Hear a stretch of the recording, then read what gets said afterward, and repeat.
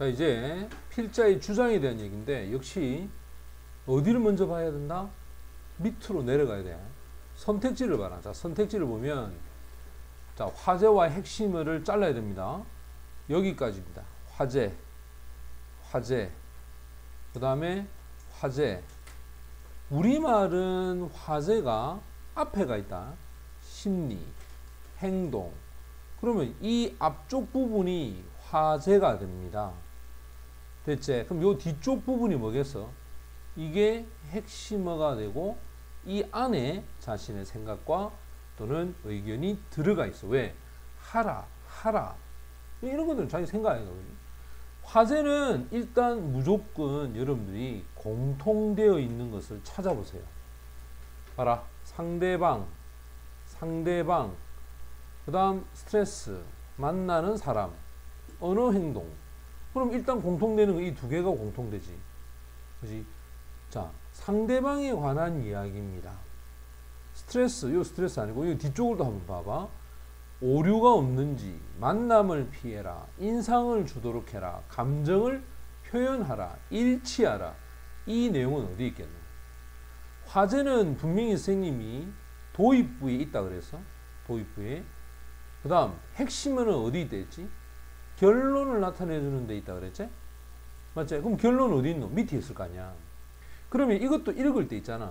미안한 얘기지만 이렇게 읽고 올라가야 돼. 위에서부터 내려오지 말고. 왜? 이미 이어서는 화제를 찾았기 때문에 위에서 읽을 이유가 없어. 그렇다면 최소한 중간 정도부터 읽어야 되고, 그 다음 또 하나. 자, 여러분 한번 보세요. 여기 보면 for example은 뭐 할 때 쓰는 거지? 예시 드는 거야. 그러면 예를 든다는 것은 그 앞에 내용이 굉장히 추상적이라는 거거든. 그럼 추상적인 내용이 요지가 되고 주제가 되고 제목이 되는 거야. 그지? 그러면 이런 단어를 보면서 답을 찾아내는 센스, 이게 굉장히 중요한 겁니다.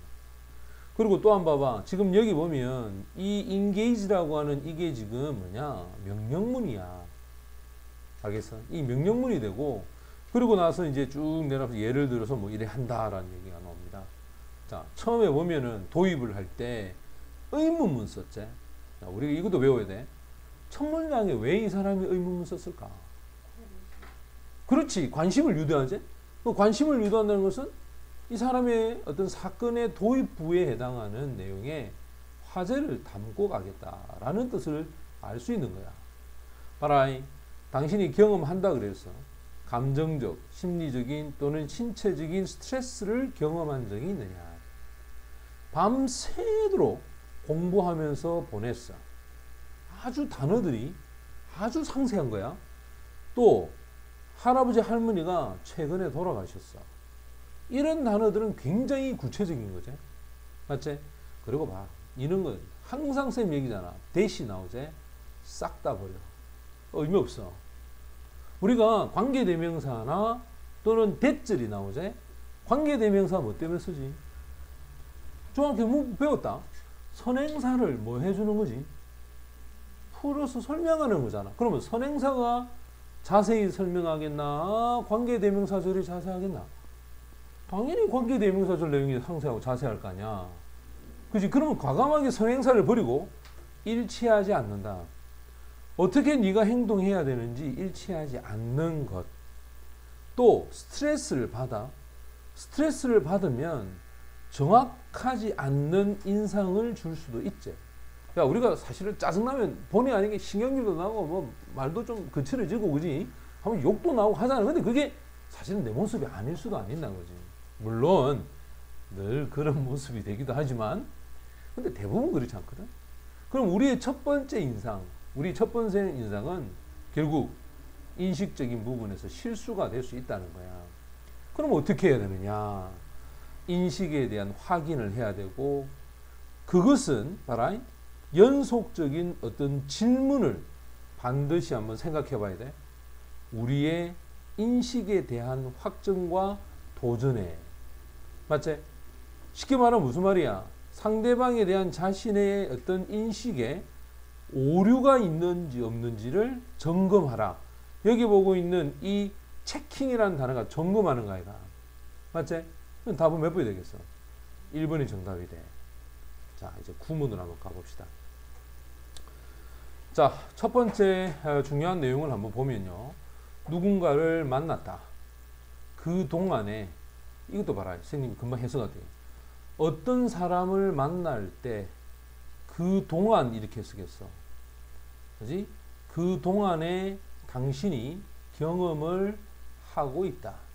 아주 중요한 감정적, 심리적, 신체적 스트레스. 이것을 해본 적이 있느냐 이 말이야. 아마 당신이 밤새도록 앉아서 공부를 기말고사 대비하기 위해 공부를 하고 있을 수도 있었을 것이다. 또는 당신이 알게 되었다.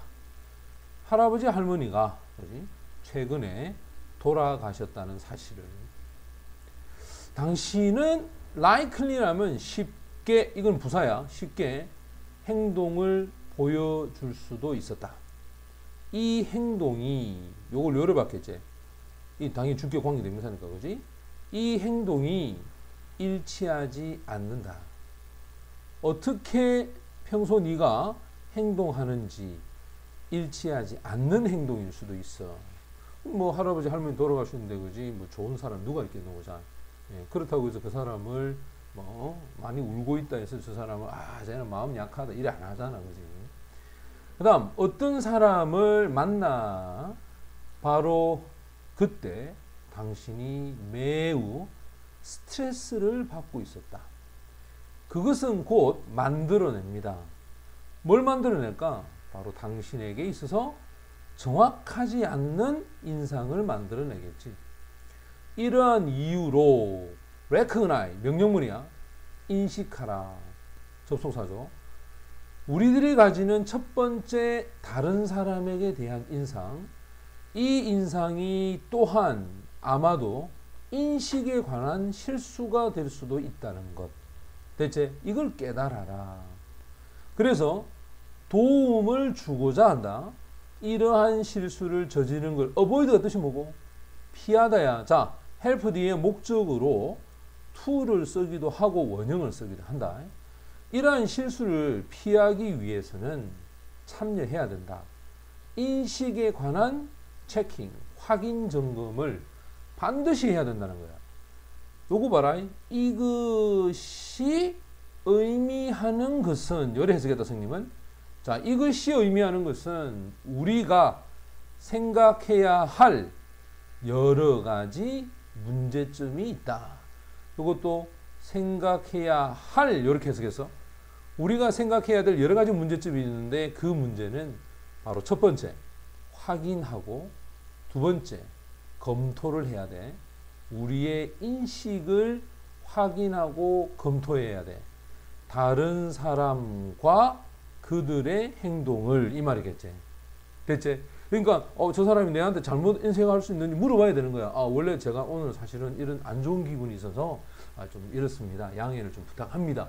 이렇게 말해서 물어봐야 되는데 물어보지 않고 그냥 가버리면 그 사람 나에 대해서 뭐야? 잘못 오해를 하고 있을 수 있다는 거야.